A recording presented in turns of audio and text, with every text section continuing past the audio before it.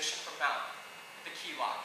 There are a lot of small points that if you miss will be the difference between you finishing this submission and not finishing. So let's take a look at some of these points. Again, I'm starting in that hip over hip position. How do I dominate this arm?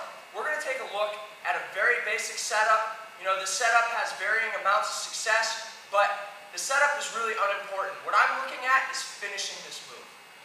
We're going to take one hand on the wrist, one hand on the elbow, and we're going to straighten it out. Again, this is a really basic setup. You can use whatever setup you want. I'm just looking at getting into this position as fast as possible. Controlling at the wrist, controlling at the elbow, I get here. Next, I'm going to look to frame out the head. In training, make sure that you don't elbow them in the face. In an MMA fight, on the street, in competition, drop that elbow with authority. Make him get the head out of the way. From here, I'm going to take this hand and I'm going to bring it underneath at the elbow. That forearm muscle and that bicep and tricep will usually leave a little bit of a pocket here at the elbow that I'm going to be able to come under. That's great.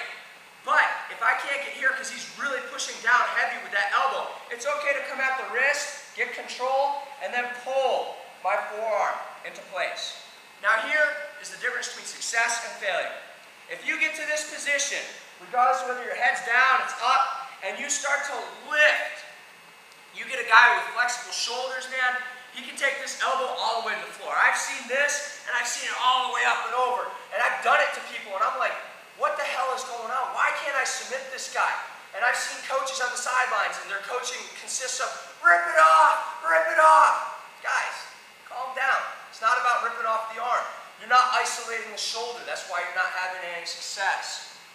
I come in here. My first step, and the most important step, is taking my knee to my elbow.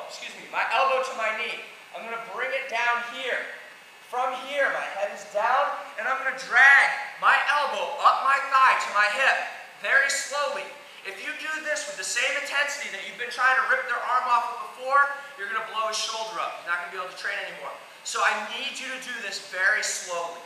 I'm under here. I come elbow to knee. Very slowly, I'm going to paint those knuckles.